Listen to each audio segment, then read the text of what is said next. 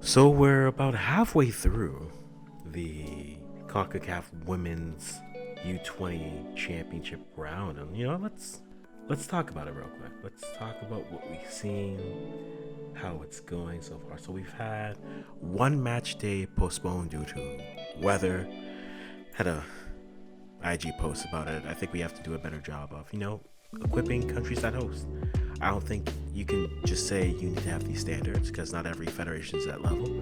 But I think if you're gonna host, CONCACAF's got to be there to make sure that if you don't have it, we'll help you get to what we need as a standard. I think that's the simplest way to put it. So let's go through it. We had matchups. Costa Rica versus Puerto Rico, 7-3. I think we were looking at Group B. I thought probably it was going to be between Costa Rica and Puerto Rico. I did not expect Costa Rica to put 7 on Puerto Rico, especially when you're looking at all the goals that are scored here. Shika Richardson with 3, Priscilla Rodriguez with 1, Yoselin Nunez, Veronica Barona, and Montserrat Valerin, like 7 goals. And the times that they come, I think, speaks a little bit to the type of game it was.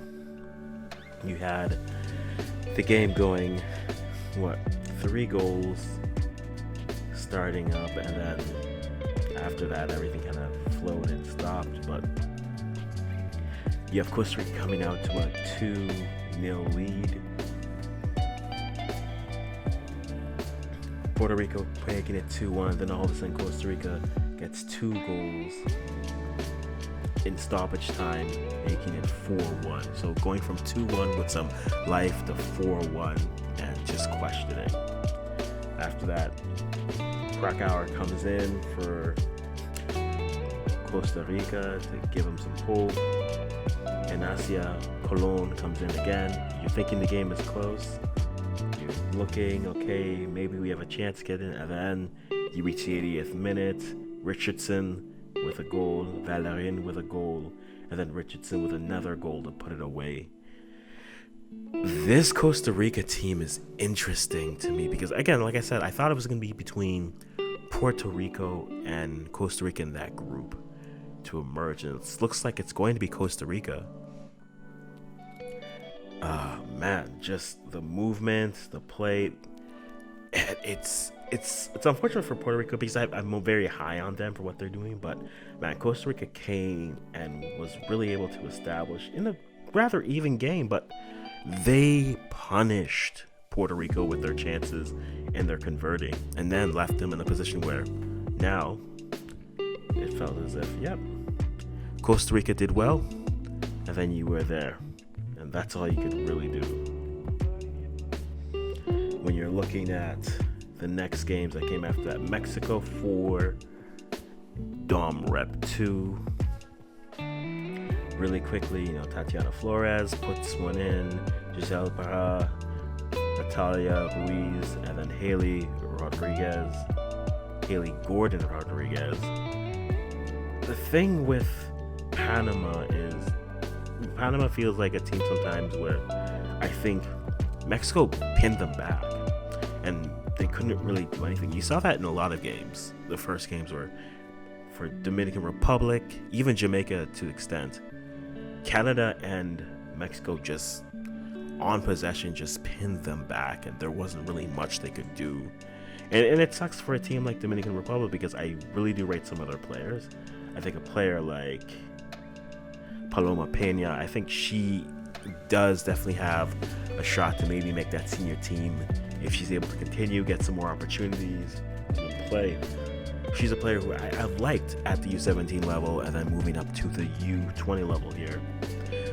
But now you're dealing with a Mexico team which just is at a different level. And the unfortunate thing when you get to this championships, you have teams that are better prepared, even though we could argue here in Canada that our U20s maybe aren't as prepared as in past years.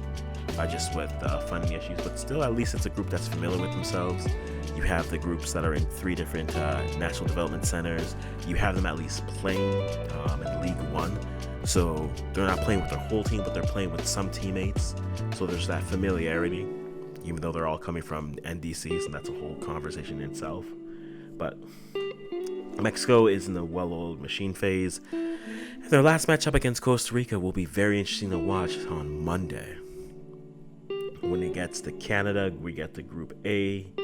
I mean, Canada and the U.S. right now look like they are above everyone, but we'll see how Canada looks like against Panama.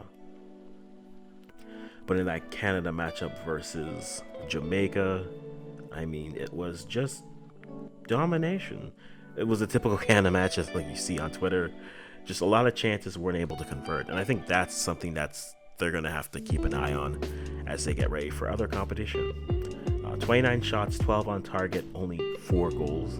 They left a lot of goals on the pitch, which isn't bad, but you need to be clinical so that, when the chances dry up, instead of maybe 6 to 7, maybe you get 4 to 3. But if you're getting a bunch of chances here and you're only converting 4, when the chances dry up, then you're looking at maybe 1, maybe 2.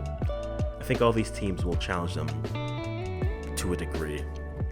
Panama will be interesting in terms of their passing, what they can do, but Canada's going to have to look to find a way to really put the teams away. I'm curious to see what Coach Tai does in her lineups, especially going to this game.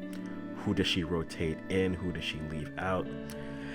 I personally, just looking at the squad, wouldn't be opposed to seeing a Jamie Perrault start in this game, seeing a Rosa Move start in this game, seeing players like Faith McBride, as well as players like Nairos get a start, and just save those other players for that USA matchup.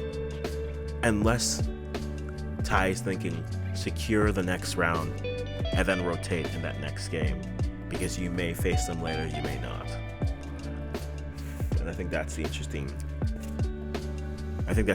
dilemma that she has. It's not a terrible dilemma to have, but it's the interesting challenge you have. How do you want to move around that? Do you want to just secure the next round so you give yourself a chance, or not? That's very interesting. The U.S. has looked good.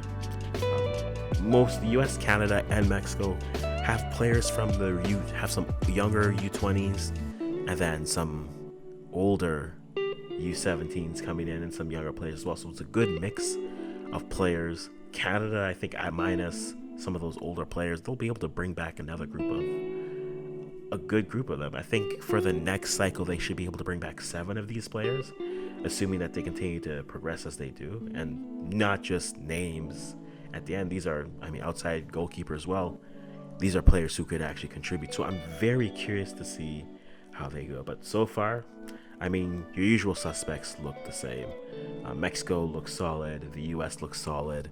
Canada looks solid. Costa Rica looks solid. It's looking like it's going to be those 4 moving on to the semis. Last thoughts, I think.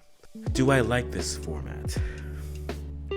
It's interesting. I think the pros of this format are you can't hide. What we saw in the format last year was you could play maybe 3 games, maybe 4 games. You play 3 games actually, and you'd have a game where you could pile up some goals. You have a game that's a bit more challenging, and then you have a game where you're not quite sure. When you have group winners, there's no hiding, which means there's no margin for error, unfortunately. And what I've said in a lot of previews is the notion of you can't hide. Whatever your flaw is, the teams at this level are all winners, are so good they didn't need to qualify, just got put there. They'll expose that aspect. And the space is gone. Decision making has to be fast, and when you have opportunities, you have to convert, because the counter will switch very quickly. So, am I a fan of this? I don't know. I think if we look at the qualifiers, if we're going to do it like this, I would love to see maybe an aspect of home and away. I know it's difficult to do something like that in terms of logistics for teams and players. It's easier just to put it in, but it wouldn't hurt to get the idea and the notion of, what does this actually look like? Now, this, again, the finances of this are difficult, but I would love to see eventually an aspect of these qualifiers, if they're going to stick to this format, give these teams 3 home games, give these teams 3 away games, if you're going to go with groups of 5 or 6, and then when you get to the championship level, put them all in one group, one city, one country, and go from there. That would be my 3 cents. But overall, I want to see how this looks like on the men's side as well, because again, from qualifiers to this, we're not done the tournament, no doubt, but I'm curious to see some other aspects, to see if they can learn and fine-tune this format when it gets to the men's U20s coming up next year. But so far, so good. Quick check-in, guys. Let me know what you think. I think I'm going to stop rambling now, and we out.